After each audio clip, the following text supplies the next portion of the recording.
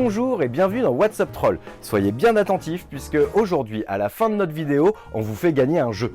La fin d'année approchant, tout un tas de nouveautés ont débarqué sur nos étagères et on commence avec Ghost Adventure qui est un jeu coopératif de toupie.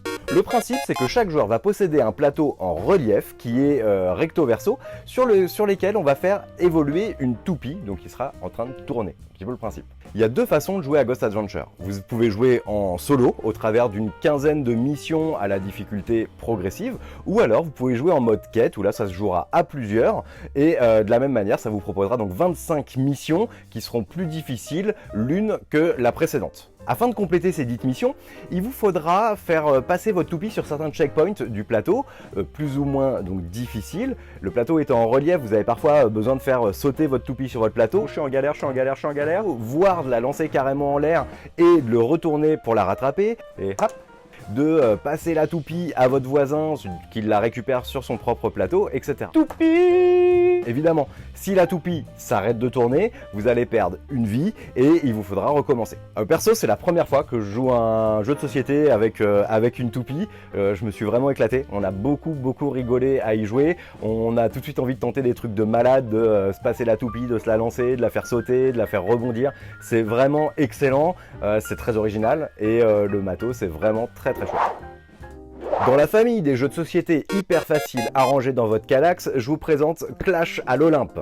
C'est un jeu de pichenette excellentissime. Donc la raison de la forme un petit peu atypique de la boîte, c'est que dedans vous avez un tapis en néoprène qui va fortement améliorer les conditions de glisse de vos jetons. Puisque, comme tout jeu de pichenette, vous allez faire évoluer des petits palets en bois avec différentes compétences, différentes caractéristiques afin d'occuper des zones. Comme vous le voyez, le tapis est divisé en 4 îles différentes et votre but ça va être d'acheminer vos petits jetons dessus afin d'en avoir plus que les autres joueurs.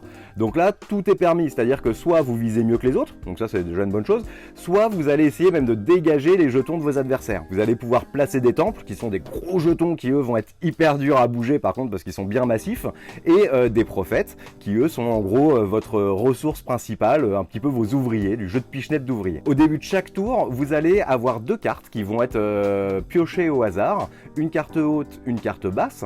Et le principe, c'est que vous allez voter pour la carte qui va être choisie pour ce tour. En fait, chacune va vous donner une contrainte, une règle à respecter pour le tour à venir. Et c'est là que toute la stratégie du jeu va rentrer en ligne de compte, puisque ce sera à vous d'essayer de choisir la bonne carte qui servira vos objectifs, plutôt que ceux de vos camarades. Nous, on a fait une partie à 3, ça a été 20-30 minutes de franche rigolade. Je peux que vous recommander, si vous aimez les pichenettes, de jeter un coup d'œil à ce jeu.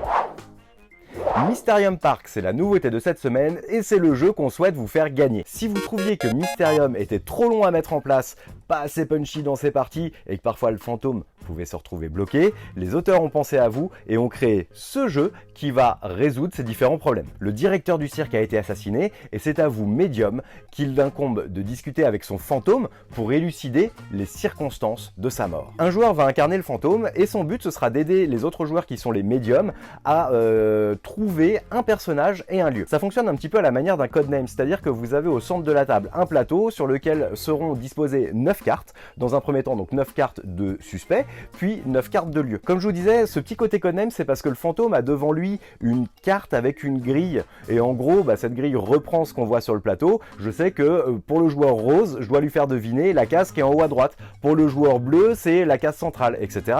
Pour les faire deviner, on reprend la méthode efficace qui fonctionne très bien. Je vais donner 2 cartes à chaque joueur, 2 cartes illustrées, afin, par association d'idées, de lui faire deviner la case que j'essaye de lui faire trouver. Si en posant ma petite boule de cristal, j'ai trouvé la carte qui essayait de me faire deviner le fantôme, moi j'ai validé cette étape-là, et ensuite je vais pouvoir à chaque tour continuer à aider mes petits camarades à deviner les leurs. On a 6 tours pour essayer de trouver donc le personnage et le lieu. Si à l'issue de ces 6 manches, on les a pas trouvés, évidemment on a perdu. J'ai adoré jouer à un Mysterium plus rapide, plus punchy, qui garde cette ligne éditoriale avec des cartes très jolies, très bien illustrées, c'est top. Si vous voulez que cette boîte soit la vôtre, c'est tout simple. Vous nous laissez en commentaire le jeu que vous souhaiteriez absolument voir sous le sapin le soir de Noël. Nous, on s'occupe du tirage au sort et on vous tient très rapidement au courant. Et voilà pour la sélection de cette semaine, j'espère que ça vous a plu. N'hésitez pas à commenter, liker, partager, à vous abonner à la chaîne So Many Bits, à la page Le Troll Savant, et je vous dis à la semaine prochaine. Salut!